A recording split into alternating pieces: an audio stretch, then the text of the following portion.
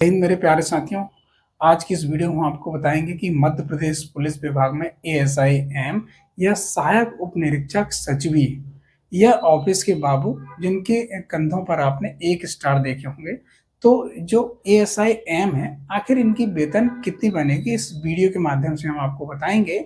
और हम ये भी बताएंगे कि लास्ट टाइम आपकी 2017 में जो वैकेंसी आई थी, तो 17 में वैकेंसी आने से अभी तक 2025 तक आखिर एएसआई एम की वेतन में कितनी बढ़ोतरी हुई, इसके बारे में बताएंगे कि आज की डेट में सितंबर 2025 तक एएसआई एम की आखिर वेतन कितनी बन रही है, इसके बारे में भी आपको बताएंगे।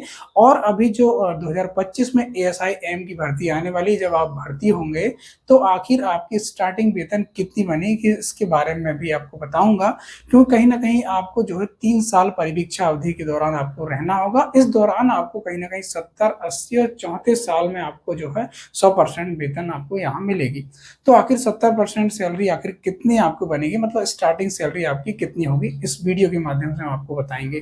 ठीक है, तो सर्वप्रथम हम बात करते हैं कि 2025 में जब एएसआई एम की भर्ती होगी तब जो है आपका 7वां वेतनमान के आधार पर, क्योंकि कहीं ना कहीं 2026 के बाद आपका जो है 8वां वेतनमान लगेगा, तो फिर आखिर आगे चल आपकी जो है सैलरी इंक्रीज हो जाएगी। डिपेंड करता है कि 8वां वेतनमान आपका कब लगेगा। ठीक है, बात ये आती है कि जो है आपका बेसिक कितना होगा इसमें, तो आप मैं बता दूं 7वें वेतनमान के अकॉर्डिंग जो है बेसिक आपका जो है 19,500 का आपका 70%, मतलब 13,650 लगभग आपकी जो है इतने बेसिक आपका बनेगा। फिर आता है डियरनेस अलाउंस या महंगाई भत्ता। महंगाई भत्ता आप निकालेंगे 19,500, मतलब बेसिक का आपका जो है 55%। 55% का आपका जो है 70% सैलरी मिलेगी, तो 70% हो गया आपका 7508 रुपये। ठीक है, यह होगा आपका डियरनेस अलाउंस। फिर अदर अलाउंस आपको कितने मिलेगा, अदर अलाउंस आपको 1078 मिलेगा। इसमें आपको पौष्टिक आहार भत्ता, इसमें आपको फिक्स ट्रेवलिंग अलाउंस मिलेगा। फिर इसमें आपको जो है ड्रेस का अलाउंस मिलेगा आपको। फिर इसमें अगर मैं बात करूं आपको मिलेगा स्पेशल अलाउंस। ठीक है, बहुत सारे अलाउंस मिलते हैं, तो 10,178 1078 आपको अलाउंस मिलेगा। ऐसे आपकी जो है ग्रॉस सैलरी हो जाती है आपकी 22,236 रुपये। ये आपकी है ग्रॉस सैलरी। इसमें है आपका कटौती होने वाला, क्योंकि कहीं ना कहीं आपको जो है प्रोफेशनल टैक्स 208 रुपये। देखो, प्रोफेशनल टैक्स जो है आपका कटता है 2500 रुपये सालाना, तो उस हिसाब से हर मंथ का 208 रुपये आपका इसमें कटने वाला है। फिर जीआईएस मतलब जनरल इंश्योरेंस कटेगा आपका 200 रुपये पर मंथ। ठीक है, एनपीएस एनपीएस कटौतरा होगा आपका कितना, 2116 रुपया। 2116 रुपये एनपीएस कैसे कटता है आपका, आपका हो गया ये आपका बेसिक हो गया प्लस आपका डीआरनेट, दोनों को आप जोड़ेंगे, उसका आपका जो है 2116 रुपये यहाँ पर आपकी कटौती होगी। ठीक है, तो 21 से 16 आपकी कटौती हुई। इसका 10% ना, मैंने बताया बेसिक प्लस आपका डियरनेस अलाउंस का 10%, आपका 10% कटता है एनपीएस। इसका आप 21 से 16 रुपये निकालेंगे। फिर जैसे आपकी आएगी जी आएगी आपकी क्या है, आपका कटौतरा हो गया। ये कटौतरा में आप नेट सैलरी निकालेंगे तो आपकी ग्रॉस सैलरी माइनस जो है आपका जो है कटौतरा माइनस कर देंगे, तो ये होगी आपकी नेट सैलरी। नेट सैलरी आपको हो गई 19,712 रुपये। मतलब आप जब भर्ती होंगे 2025 में, तो नेट सैलरी आपकी 19,712 रुपया आपको मिलेगी। ठीक है, अब बात आती है कि अंतिम भर्ती 2018 में जो आपकी भर्ती हुई थी, उसके बाद जो है एएसआई एम की जो भर्ती हुई 2018 में ज्वाइनिंग हुई थी, तो आज की डेट सितंबर 2000, अगर मैं बात करूं सितंबर 2025 में आखिर इनको कितने सैलरी मिल रही है। ठीक है, तो इनको सैलरी मिल रही है 24,000 आपका बेसिक हो गया। डियरनेस अलाउंस अभी 55% चल रहा है, इसका डियरनेस अलाउंस निकालेंगे आप 13,200। अदर अलाउंस हो गया 1,278 रुपया। ठीक है, 1,278 रुपये आपका अदर अलाउंस हो गया।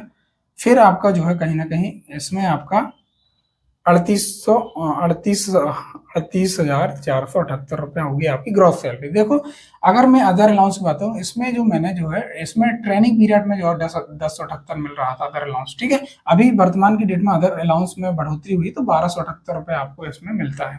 ठीक है, अब मैं बात करता हूँ कि ग्रॉस सैलरी आपकी बनेगी आपकी 38,478 रुपया। इसमें आप कटौतरा करेंगे प्रोफेशनल टैक्स 208 रुपये, जीआईएस जनरल इंश्योरेंस 200 रुपया, और एनपीएस आपका जो है मैंने बताया आपको बेसिक प्लस डियरनेस अलाउंस का आपको इसमें 10% निकालेंगे, तो आपको आएगा 3720 रुपये। ऐसा आपका 4128 रुपये आपका कटौतरा हो जाता है। तो ऐसे अगर नेट सैलरी में निकालूं तो नेट सैलरी आपकी 350, मतलब वर्तमान में इसकी सैलरी जो ASIM 2018 में भर्ती हुआ था, उनकी वर्तमान वेतन आप देखेंगे तो हो गई आपकी 34,300। तो ये तो हो गई आपकी सैलरी।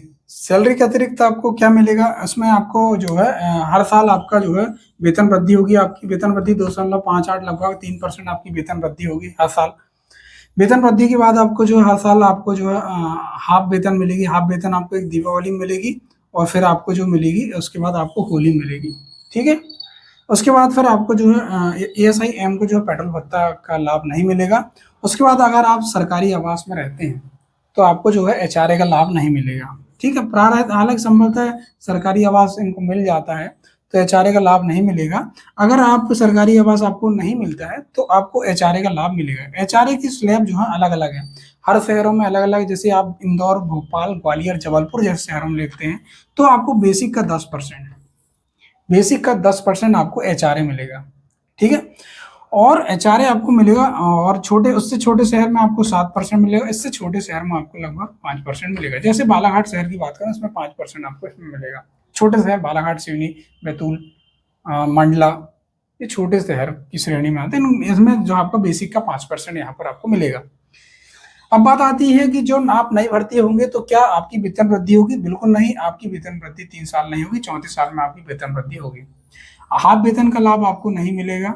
ठीक है, पेट्रोल भत्ता आपको जो है पेट्रोल भत्ता आपको नहीं मिलेगा। ठीक है, फिर बात आती है HRA का। HRA का लाभ बिल्कुल मिलेगा आपको जब आप ट्रेनिंग कर लेंगे। अभी HRA का देखो, ट्रेनिंग के दौरान आपको HRA लेने की पात्रता नहीं होती, क्योंकि आप ट्रेनिंग कर रहे हो उस समय आप जो है सरकारी बिल्डिंग बैरिक में आप रहते हो।